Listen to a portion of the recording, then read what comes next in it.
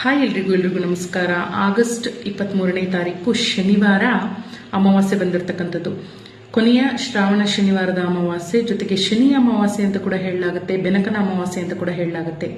ಬಹಳ ವಿಶೇಷವಾದ ದಿನ. ಕಾರಣ ಹೇಳಿ ಕೇಳಿ ಆಗಸ್ಟ್ ತಿಂಗಳು ಶನಿಯ ಒಂದು ತಿಂಗಳು ಅಂತ ಕೂಡ ಹೇಳ್ತೀವಿ. ಕರ್ಮಗಳಿಗೆ ಅಧಿಪತಿ ಶನಿ ಗ್ರಹ. ಸೊ ಈ ಒಂದು ದಿನ ಮನೆಯಲ್ಲಿ ಇರ್ತಕ್ಕಂಥ ನಕಾರಾತ್ಮಕವಾದ ಶಕ್ತಿಗಳನ್ನ ತೊಡೆದು ಹಾಕಿ ಮನೆಗೆ ಶುಭ ಶಕ್ತಿಯನ್ನ ಆಹ್ವಾನ ಮಾಡುವಂತ ಒಂದು ದಿನ ಅಂತ ಹೇಳ್ತೀವಿ. ಮನೆಗೆ ಒಂದು ಪ್ರೊಟೆಕ್ಷನ್ ಅನ್ನುವಂಥದ್ದು ಸಿಗುತ್ತೆ.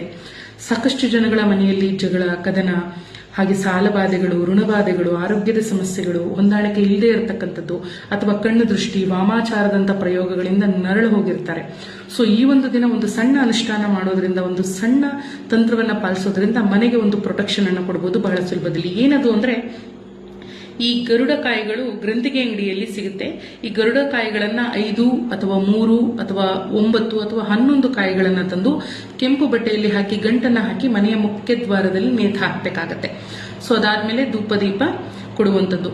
ಸೊ ಇದು ಏನ್ ಮಾಡುತ್ತೆ ಅಂದ್ರೆ, ಮನೆ ಒಳಗಡೆ ಇರತಕ್ಕಂಥ ಕೆಟ್ಟ ಶಕ್ತಿಗಳನ್ನ ಹೊರಗಡೆ ಹಾಕೋದ್ರ ಜೊತೆಗೆ ಮನೆಗೆ ಯಾವ ಕೆಟ್ಟ ಶಕ್ತಿಗಳು ಕೂಡ ತಾಗದೇ ಇರೋ ರೀತಿಯಲ್ಲಿ ಪ್ರೊಟೆಕ್ಷನ್ ಅನ್ನ ಕೊಡುತ್ತೆ.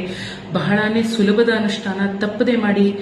ಸಾಕಷ್ಟು ಒಳ್ಳೆಯ ಬದಲಾವಣೆಗಳು ಮನೆಯಲ್ಲಿ ಆಗೋದನ್ನ ಗಮನಿಸ್ತೀರಿ, ಮನಸ್ಸಿನಲ್ಲಿ ಆಗೋದನ್ನ ಗಮನಿಸ್ತೀರಿ. ಹಾಗೆ ಇಡೀ ನಿಮ್ಮ ಮನೆಯ ವಾತಾವರಣವೇ ಒಂದು ಶಾಂತಮಯವಾಗೋದನ್ನ ಕೂಡ ನೀವು ಗಮನಿಸ್ತೀರಿ. ಅಮಾವಾಸ್ಯೆಗಳಲ್ಲಿ ಈ ಕೆಟ್ಟ ಶಕ್ತಿಗಳನ್ನ ತೆಗೆದು ಹಾಕುವಂಥದ್ದು, ಹಾಗೆ ಮನೆಗೆ ರಕ್ಷಣೆಯನ್ನ ಕೊಡ್ತಕ್ಕಂಥದ್ದು ಬಹಳ ಮುಖ್ಯವಾಗುತ್ತೆ. ಆ ಒಂದು ವಿಚಾರ ಈ ಗರುಡಕಾಯಿಗಳ ಮೂಲಕ ಮಾಡಬಹುದು. ಜೊತೆಗೆ ಮನೆಯ ಮೂಲೆ ಮೂಲೆಗೂ ಕೂಡ ಬಿಳಿ ಸಾಸಿವೆಯನ್ನ ಹಾಕಿ ಅದನ್ನ ಕ್ಲೀನ್ ಮಾಡಿ ಅದನ್ನ ಹೊರಗಡೆ ಹಾಕುವಂಥದ್ದು ಕೂಡ ನಿಮ್ಮ ಮನೆಯ ಒಂದು ಕ್ಲೆನ್ಸಿಂಗ್ ಅನ್ನ ಕೂಡ ಮಾಡಿಕೊಡುತ್ತೆ. ಈ ಒಂದು ಮಾಹಿತಿ ತಮಗೂ ಇಷ್ಟವಾಗಿರುತ್ತೆ ಅಂತ ಹೇಳಿ ಭಾವಿಸ್ತೀನಿ. ಸರ್ವೇ ಜನ ಸುಖಿನೋ ಭವಂತು, ಸನ್ಮಂಗಲಾನಿ ಭವಂತು.